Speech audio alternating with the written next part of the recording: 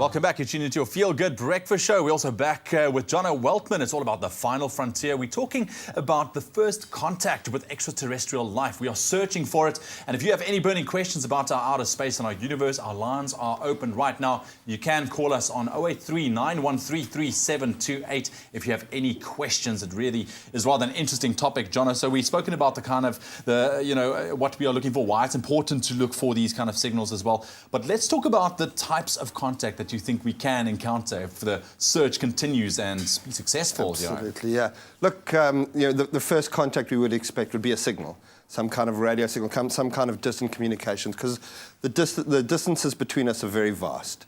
And the closest we've ever come to this is something called the wow signal, which was discovered in Ohio University, and the guy who discovered it wrote in the margin, he wrote wow, with a big exclamation mark, and it was a very powerful short burst in a very narrow wavelength, which would be exactly what we're looking for. Yeah. The only problem was we've never been able to find it again. Oh, wow, so it was a once-off thing. So it was a once-off, and it's the most likely scenario, the most likely or the closest we've come to a signal. And then, of course, we have the contact. So, right, we've made communication, and now we have aliens arriving on Earth. What would that be like? Yeah, what are those? Are they, obviously, you think about what does involve, movies, Independence Day. Absolutely, and contact, or now we have Arrival that's just come out on circuit. And we're scientists, so we classify and categorize everything.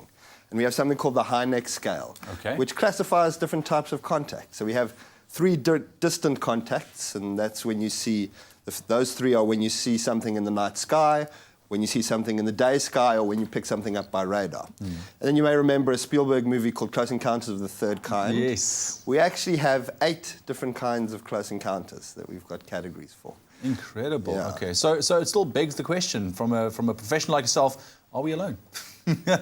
What's your opinion? I highly doubt it. I highly doubt it. And there's something even more intriguing called the simulation hypothesis, which says we might all be living in a simulation of some greater intelligence anyway. Possibly. So I think that there's a 1 in billions, or if not trillions, chance that we're alone in this universe. All right, listen, just a quick question that we had on Twitter. Tyrese asked, are there black holes, and is there light on the other side? Okay. First of all, absolutely, yeah, they're black holes. In fact, our whole galaxy is going round one. There's a supermassive black hole at the center of the Milky Way called Sagittarius A, and we know that this exists. We can actually look at it. The problem with black hole is that the descriptor is wrong. It's not a hole. It's a celestial body. The mass is so great in it that not even light can escape. Okay. All right, it doesn't have a beginning and an end. It actually has an angular momentum, and it's moving through the universe just like any other body would, but it's black. We can't see any light emitting from it. All right. So at the other end, no, there wouldn't be. Yeah. But there is something opposite to a black hole called a white hole. Okay, which may be how our universe started. All right, well, very interesting. Listen, we got a quick caller before we go. Philip's on the line. Philip, good morning. Yes, good morning. Actually, I was just sort of curious because in the 60s, the Americans and Russians, etc., were racing to get to the planets. Okay, we have to the moon. Okay. We eventually got to the moon. My question is, have we run out of money? It's now 2016. What is the issue? Why haven't we gone, for an example, where no man has gone before? Thank you.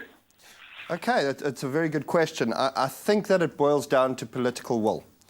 We went to the moon more as a military exercise to show, the Russians wanted to show the Americans their intercontinental ballistic missile capability, and they put Sputnik in orbit, which scared America greatly, and so America said, well, let's be the first on the moon. So there was a political will to explore space as humankind. It has continued in a robotic probe manner. We've sent probes to all the planets now. The political will for humans to travel beyond the moon hasn't been there. The technology is only really emerging now, and the cost is prohibitive. It costs as much to go up the first 300 kilometers as it does to go the next 300 million. Wow. So we need to get those things right. First stages. We need to start manufacturing in space, and from there we'll probably see the first humans on Mars. Very interesting indeed. Exciting times we're living in, man. Jono, thank you so much for joining us this morning and talking about Final Frontier. The burning question, is there life out there? Let us know on our Facebook page as well, also on Twitter. What do you think? What's your opinion? Are we alone in this universe?